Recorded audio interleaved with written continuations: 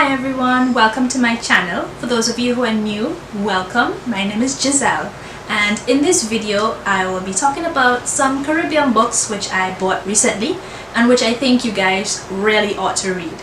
But before we get into the video, I actually looked up right here on YouTube for other Caribbean books, like book reviews for books written by Caribbean authors.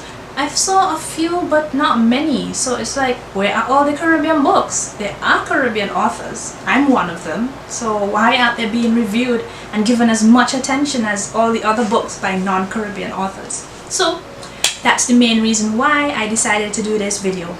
I probably will turn it into a series because that's my aim, to promote the Caribbean and Caribbean culture. So I recently went to a very quaint and cute and small little bookstore here in Trinidad, and I spent a good bit of money because books here in Trinidad are a bit costly, but hey, I love books and I'm gonna buy them. So the first book I'll be showing you is Dreams Beyond the Shore by Tamika Gibson. I read this book recently, enjoyed it. Of course, every book for me has pros and cons, and I will discuss both the pros and the cons in my book review video, which you'll see soon. And of course, let me know if you've read any of these books that I'll be showing you guys. So guys, Dreams Beyond the Shore is written by a Trinidadian author, Tamika Gibson. The story is also set in Trinidad and concerns Trinidadian teenagers dealing with Trinidad issues, and of course issues that not just related to the Caribbean but could be very relatable to everybody's life, dealing with parent-child conflict and wishes to pursue one's own dreams as opposed to those forced upon us by our parents. But I have done the full book review video and you can check it out to see even more details. So I wanted to pick up books which represented different Caribbean authors, different islands from the Caribbean.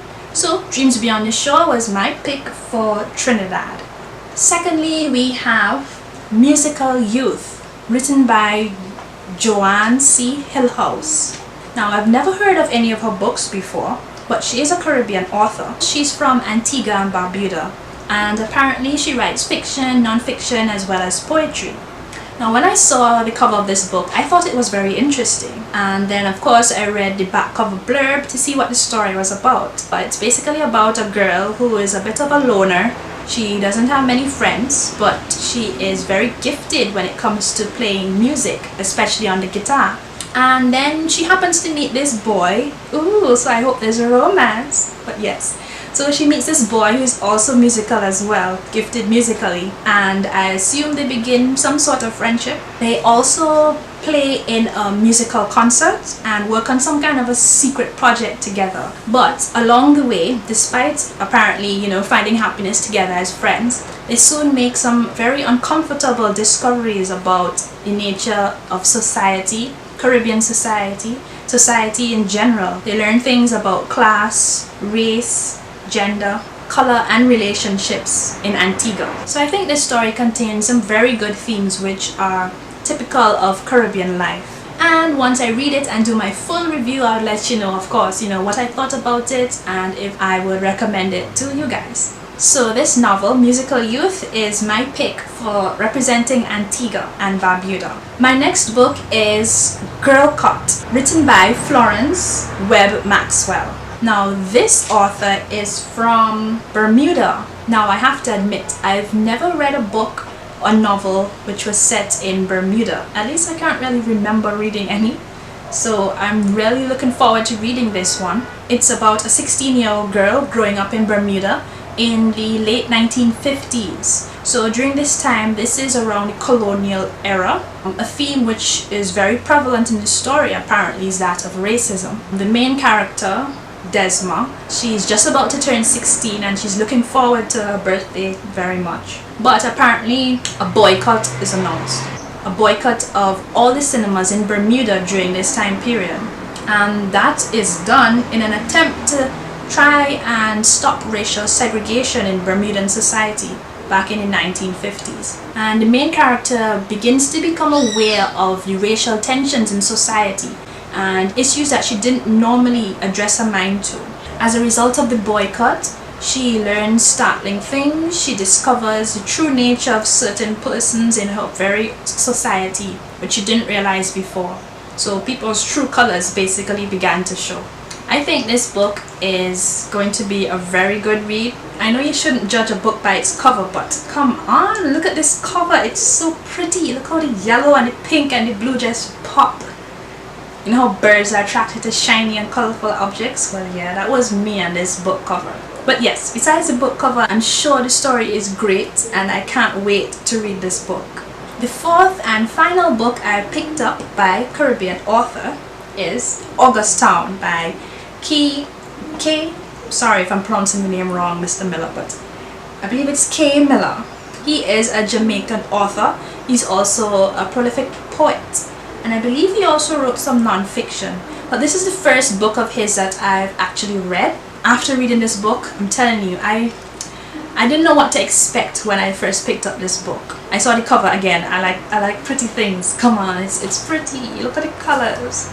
Now, I've read this book and I absolutely love it. I will be doing a separate book review on this book very soon, and I would definitely recommend this book. It is a 5 out of 5 for me, 5 out of 5 stars. Although on the one hand I was like maybe 4.5 because I didn't like the ending, but hey, I don't think I could take away that half a star just because of my own personal issues with sad, well, seemingly sad endings. But yes, I love this book, Augustown. I find the story to be so unique. I've never read a book like this, the way how it's told. You can definitely tell that Mr. Miller is a poet.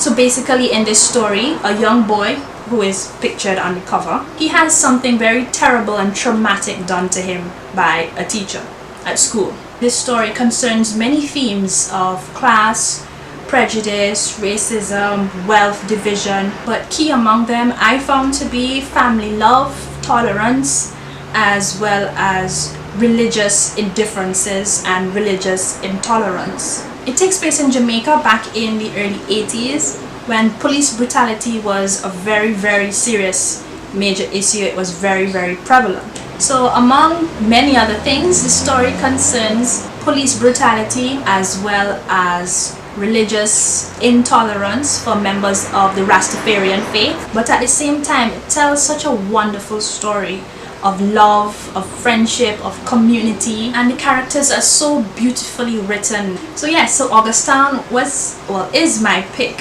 for the book representing Jamaican authors.